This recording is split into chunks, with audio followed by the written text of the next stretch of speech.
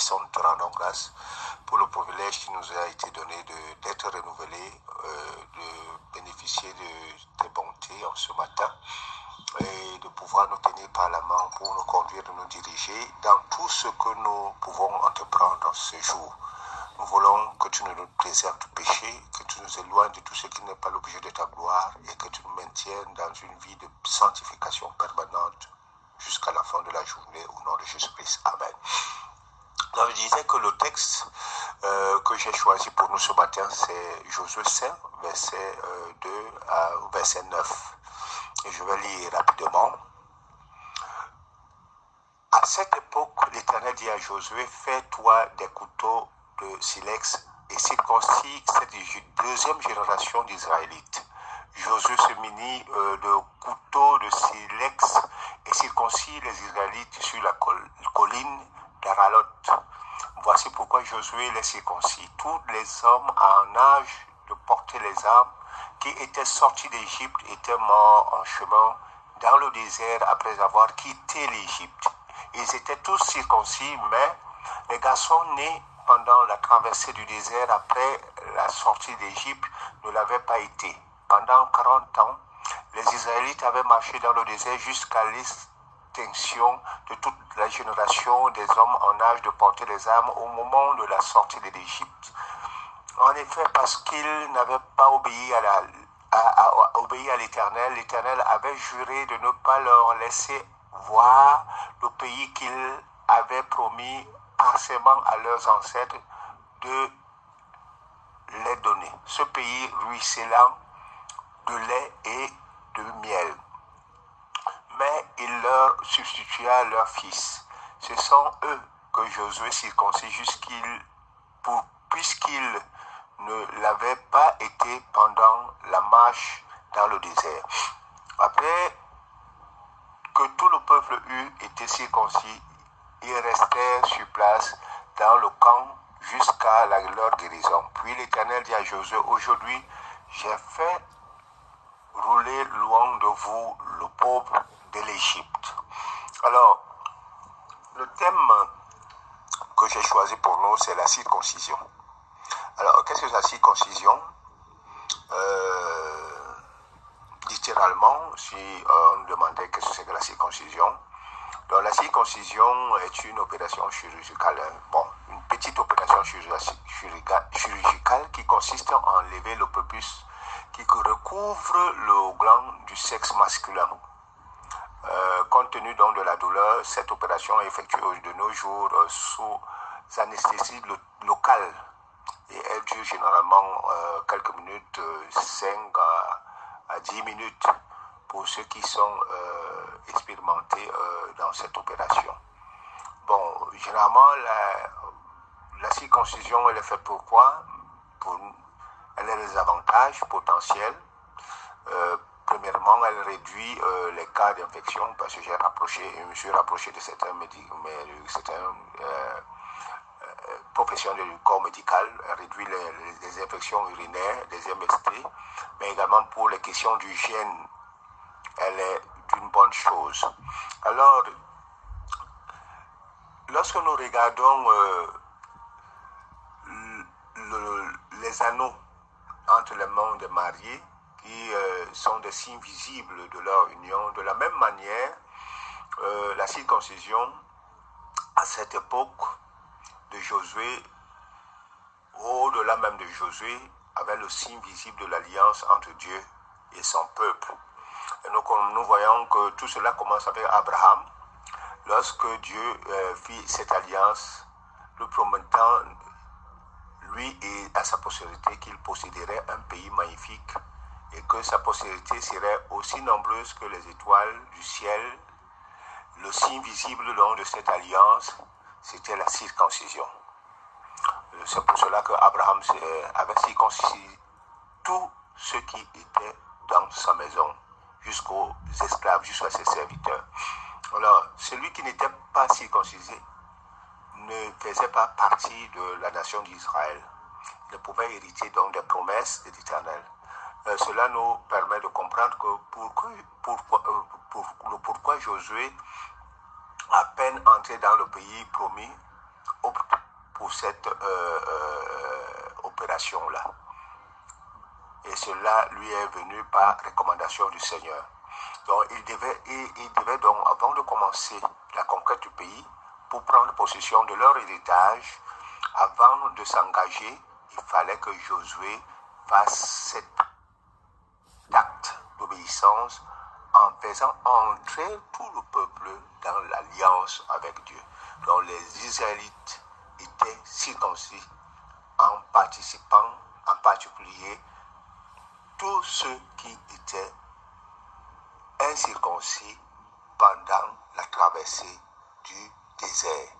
Nous savons que dans cette traversée, cette génération n'a pas connu la circoncision parce que le peuple était en mouvement, n'était pas sur place.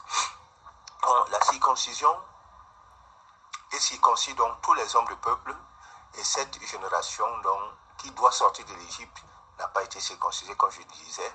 Et c'est une décision apparemment dangereuse parce que, vous savez, les hommes étaient malades parce qu'on parle de la guérison. Ils sont restés sur place jusqu'à avoir la guérison. Tous les hommes qui avaient été valides, qui pouvaient défendre le peuple en cas d'attaque, étaient invalides à ce moment-là. Pendant plusieurs jours, le peuple était sans défense.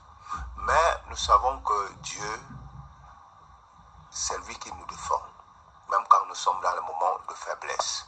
Alors, Josué ne pouvait donc pas entamer la conquête du pays sans avoir engagé le peuple dans l'alliance de l'Éternel. Cela les aura placés hors de la bénédiction. Donc, si nous ne sommes pas dans l'alliance, nous ne pouvons pas bénéficier ou bien avoir accès à la bénédiction de Dieu.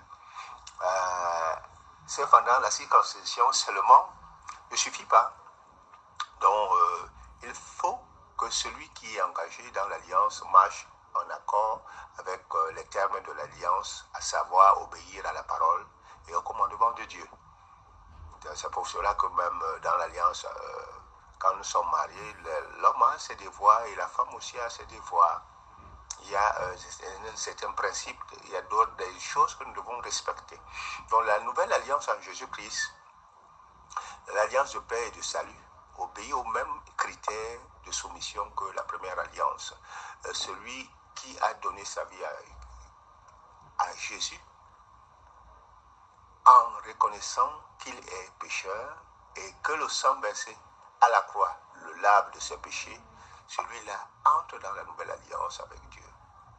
Et comme toute alliance a un signe visible qui permet de s'en souvenir, il y a aussi un signe relatif à la nouvelle alliance. Donc, sinon, à la nouvelle alliance. Et il s'agit ici maintenant de la circoncision, mais pas telle que Josué l'a pratiquée, mais il s'agit d'une circoncision de cœur. Et la circoncision de cœur, c'est croire que Dieu est vivant et que Jésus-Christ, son Fils, a donné sa vie pour nos péchés. C'est aussi obéir au commandement de Jésus-Christ tel que ce qu'il a décrit dans son sermon sur la montagne. Nous voyons par exemple dans l'évangile de Matthieu, Jésus a dit beaucoup de choses, beaucoup des enseignements qu'il a laissés. Donc aujourd'hui, la circoncision du cœur, c'est la mort en soi-même, la mort de la chair, c'est le dépouillement du vieil homme, l'homme égoïste et orgueilleux. Alors, dans l'église aujourd'hui, l'église du Seigneur n'est pas les dénominations. Dans l'église, c'est pour ceux qui sont membres de l'église et pour bénéficier des promesses qui découlent de tous ceux qui sont membres de l'église. Il faut que chaque membre doit connaître la circoncision. Cette circoncision n'est pas une circoncision de la chair, mais c'est une circoncision du cœur, comme je disais, un dépouillement. Alors, si nous revenons dans notre texte, on dit en ce temps-là, l'Éternel dit à Josué, fais-toi des couteaux de pierre. Et circoncis de nouveau les enfants d'Israël une seconde fois. Josué se fit les couteaux de pierre et il circoncis les enfants d'Israël sur la colline d'Aralot. C'était une expérience douloureuse d'enlever les prépuces avec les couteaux de pierre en signe de leur fidélité à l'alliance. Ces gens étaient nés dans le désert et n'avaient pas été circoncis. C'est aujourd'hui, si nous voulons, nous pouvons illustrer ça comment que c'était une opération très douloureuse pour ces gens-là. Imaginez-vous, on circoncis un homme de 30 ou 40 ans. Vraiment, c'est très douloureux. Donc, bien aimé, cet ancien possédé est une grande signification pour l'église locale aujourd'hui. Son équivalent est la soumission à la parole tranchante et aiguisée de Dieu. Parce que vous voyez, quand la parole sort, elle nous fait mal. Elle déchire notre être. Elle nous amène à nous dépouiller. Hébreux 4:12 dit ceci. Car la parole de Dieu est vivante et efficace, plus puissante qu'une épée quelconque à deux tranchants, pénétrant jusqu'à partager âme et esprit, jointure de moelle. Elle juge les sentiments et les pensées du cœur. Donc la circoncision de l'enfant de Dieu ne se voit pas.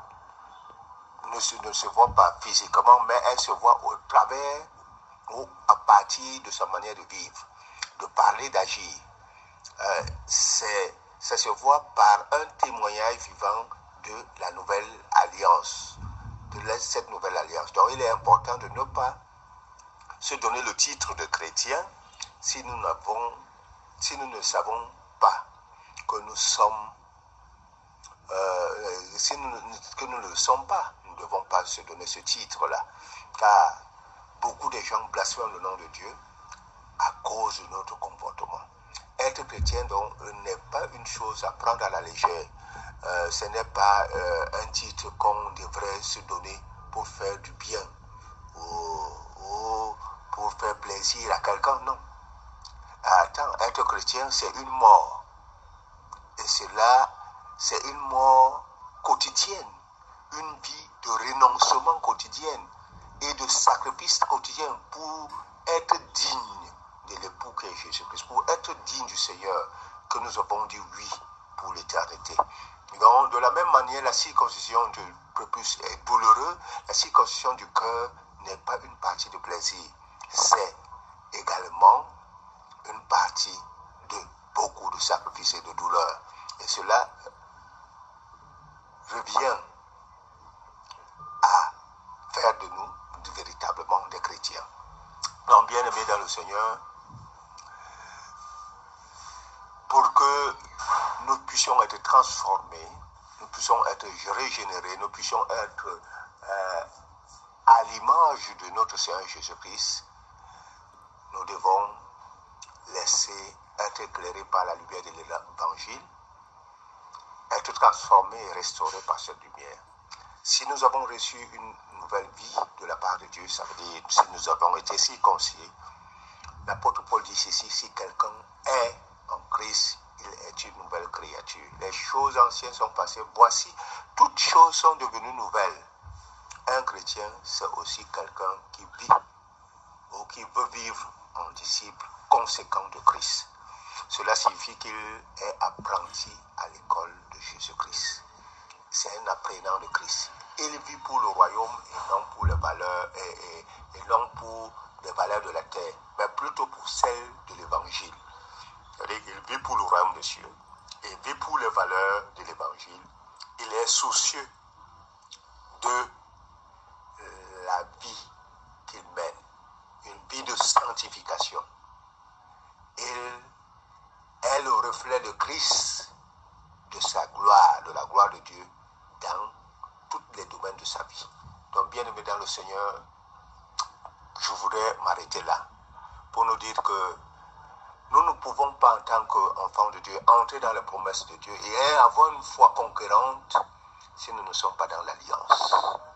Être dans l'alliance, c'est naître de nouveau, être véritablement un enfant de Dieu, dans la pratique et dans l'obéissance de la parole de Dieu. Que Dieu nous bénisse. Amen.